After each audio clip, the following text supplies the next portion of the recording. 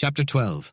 Labor strikes are unpleasant occurrences, whether in the daily operations of factories and transportation, or in the kitchen on a dreary Monday morning. Strikes in steel mills are particularly inconvenient, especially when the order books are full, as was the case with the Drakeville Iron and Steel Company. It was impossible to hide the fact that the company had received large orders. The mills were receiving vast quantities of ore, limestone, and coke every day. The company had more employees on its payroll than ever before, and the machinery was running at full capacity day and night. It was clear to everyone that business was booming. In love and war, all is fair, and this principle seems to apply to modern strikes as well. It is likely that what young Alfonso Drake told his mother on the steamer was true. The labor agitators had learned of Evander Drake's plan to sell the steel plant to an English syndicate. As the distance between labor and capital increases, the souls of corporations decrease, and American workers naturally oppose foreign control of any kind. For over a year, the employees had accepted reduced wages with the understanding that the old scale would be restored as soon as business improved. The employees had timed their strike perfectly, and even stubborn Evander Drake could see that. It was a blow to his pride and ambition that his plan to sell the steel plant for millions had failed. As he said goodbye to his wife on the steamer in New York, her last words were, "Evander, stand up for your rights." Her greed had always been a driving force in their relationship. Before leaving his office for home, Evander Drake had arranged for 25 special detectives in civilian clothes to keep him informed about the activities of his employees both in and out of the mills. He had given his workers no concessions during a previous strike that lasted for months. He refused to recognize their unions or their demand for shorter hours. Though he had risen from a humble blacksmith to a millionaire, he was always strict in his own shop. He insisted on doing things his way, and if anyone objected, he told them to go elsewhere. Having one's own way in life can be a costly luxury.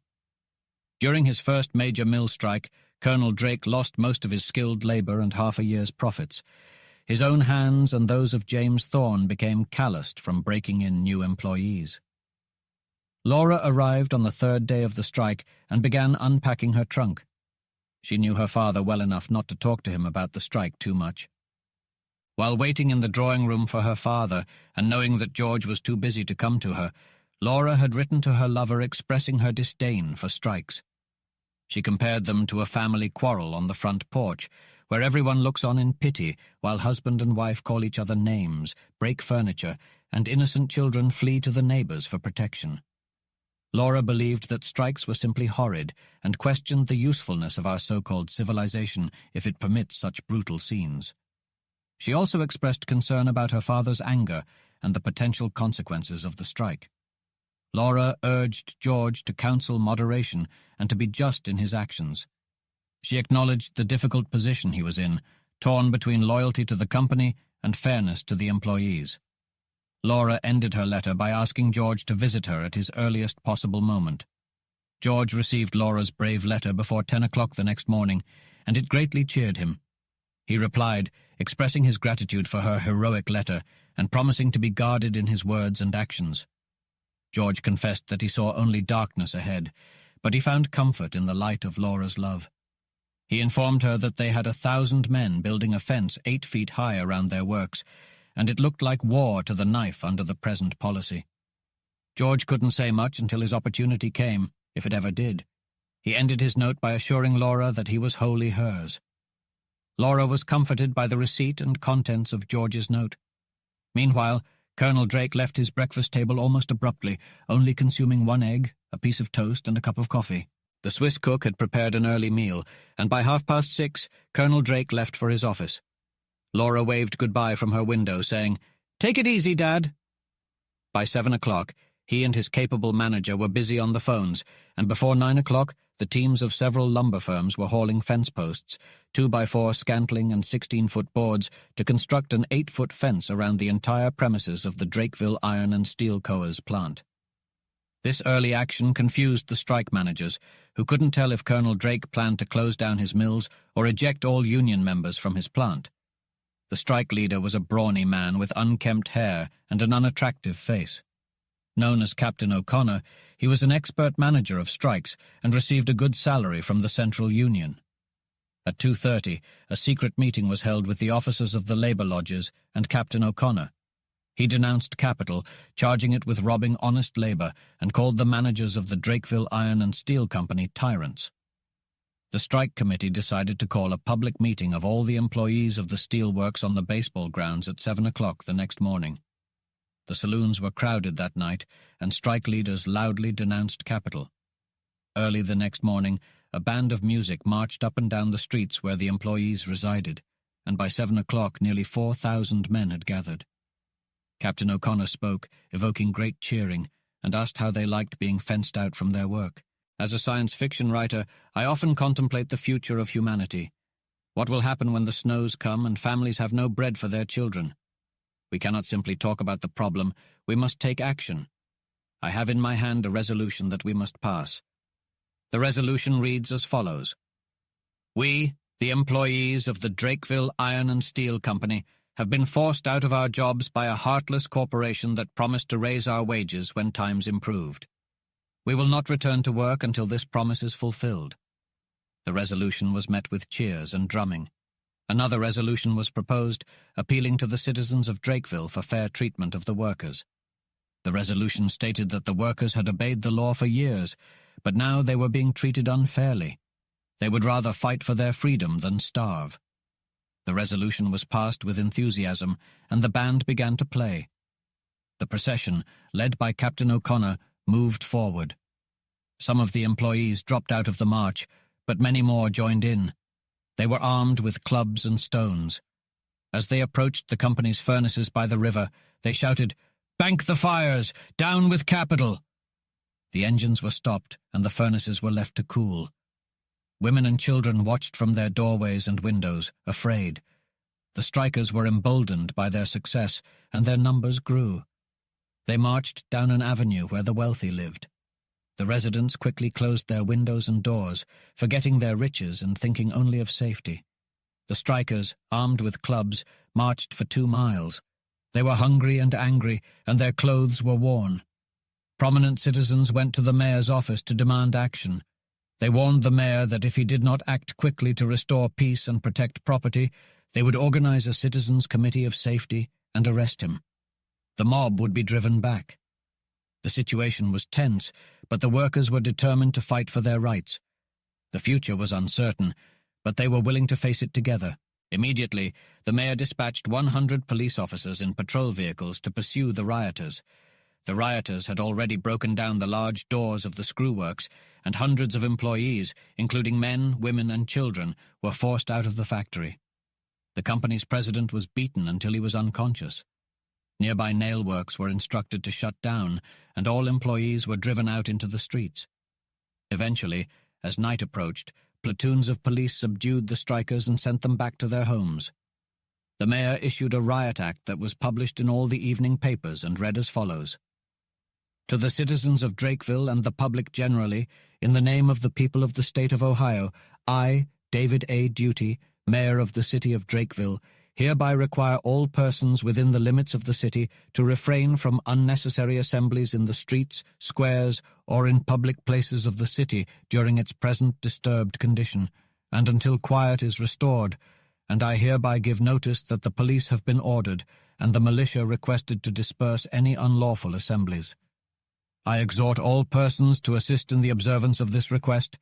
David A. Duty, Mayor. The mayor telegraphed the governor for troops, and the governor responded promptly, ordering the 1st Brigade to be ready and to report at 5 a.m. the next morning in Drakeville, armed with rifles, cannon, Gatling and Hotchkiss guns, and ammunition. Orderlies flew through the city with summons that had to be obeyed.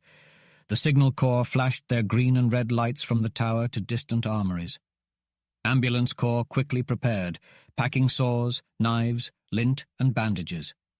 Imperative orders from the general to colonels, majors, captains, and corporals tracked the militiamen to their homes and places of amusement. By midnight, every military organization in Drakeville was armed and ready for action. The general and his staff were at their headquarters and prepared for action.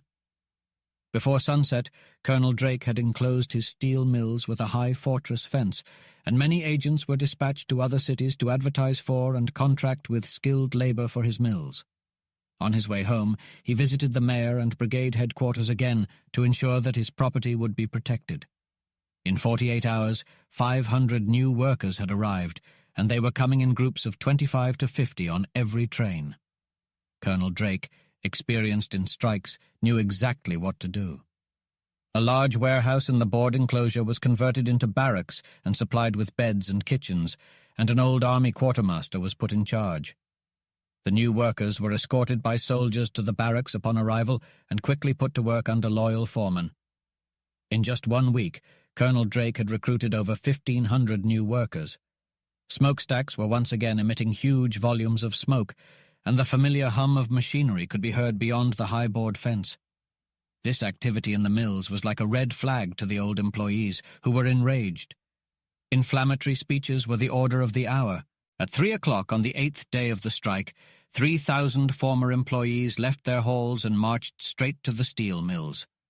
Hundreds of women and children joined the procession. The leaders of the strike carried the American flag, and their band played the Star-Spangled Banner. Many of the men and some of the women carried clubs and stones. Radicals hid red flags and pistols under their coats. Detectives reported the threatening attitude of the strikers to Colonel Drake at his home, Manager Thomas at the mills, and the mayor, who ordered more police in patrol wagons to proceed immediately to the steelworks. The Drakeville troop, 100 strong, followed the police. Laura refused to let her father go to the steel plant, so he sat by the telephone in his own house. Captain Krieger, in charge of the 50 police on guard in and around the steel plant, immediately concentrated his force at the great gateway leading into the fenced enclosure. His men were formed in 3 platoons, with the reserve platoon stationed 50 feet in the rear. Captain Krieger himself took position in the center of the first line. He had time only for a few words to his men. "The city expects each policeman to do his duty. No one is to use his revolver until he sees me use mine. Stand shoulder to shoulder, use your clubs, and defend the gateway." Probably not one of his 50 men had ever heard of the 300 Spartan heroes at Thermopylae, who for 3 days held at bay the Persian army of 5 million. To pit 50 policemen against 3,000 enraged strikers was too great odds. Captain Krieger's orders were to defend the property of the steel company. The reserve police force and troops en route might or might not reach him in time. The strikers intended to drive out all the non-union men from the mills and take possession. The mob came closer, determined to rule or ruin, with O'Connor in the lead holding the stars and stripes. The last 50 feet of approach to the gateway, the mob planned to cover by a rush. On they came, swinging their clubs and filling the air with stones. Captain Krieger and his platoons used their short ironwood clubs vigorously. The striker's flag was captured, and O'Connor fell bleeding. Right and left, heads and limbs were broken. Women screamed, and strong men turned pale. The whole mob was soon stampeded, and the rioters fled like animals before a prairie fire. Those strikers who looked back saw the approach of more patrol wagons loaded with police, heard the clatter of horses' hooves and the heavy rumbling of artillery, and they knew that the city's reserve forces had arrived. A battery of Gatling guns immediately wheeled into a strategic position. The police and troops occupied points of advantage, and soon the victory was complete. Within 30 days, over 4,000 employees, mostly new men, were working in the steel mills. Policemen and detectives, however, were still kept on duty. Colonel Drake was frequently congratulated on his second triumph, and orders for steel rails were again being rapidly filled. As the strike leaders departed the city, some threatened dire revenge. Many employees who had lost their jobs were already seeking work elsewhere. Those who were behind on their rent payments to the company were served with eviction notices, as the tenements were needed for new employees. Wives and children cried for bread. In just 60 days, the strike had cost labor over $250,000, and capital even more. It was August, and the moon had set beyond the blue lake, with the stars shining brightly as George and Laura arrived at Colonel Drake's residence. They had just left the Grand Opera House, where they had seen a beautiful performance of Shakespeare's A Midsummer Night's Dream by Julia Marlowe and her company. During the intermission, George and Laura discussed the strike and labor troubles in general, earnestly debating possible solutions. As they arrived at Colonel Drake's home, Evander Drake greeted them warmly. His hand was on the doorknob when the sky above the steel mills suddenly became illuminated, followed by deafening explosions. The door, held by Drake, was slammed by the concussion against the wall. The glass in the windows rattled on the floor. The ground trembled. Drake seized George's arm for support, and Laura's face was blanched with fear. Fire and smoke in great volumes were now seen rising above the steel plant. George ran to the telephone, but before he could shout exchange, a call came for Colonel Drake from his night superintendent, who announced that the engines and batteries of boilers had been blown up and that all the mills were on fire. The chief of police telephoned that he had sent 100 more police to the mills. The chief of the fire department telephoned that 10 steamers had been dispatched. George dropped the telephone, kissed Laura, and on the back of her Kentucky saddle horse flew into the darkness to direct matters at the mills as best he could.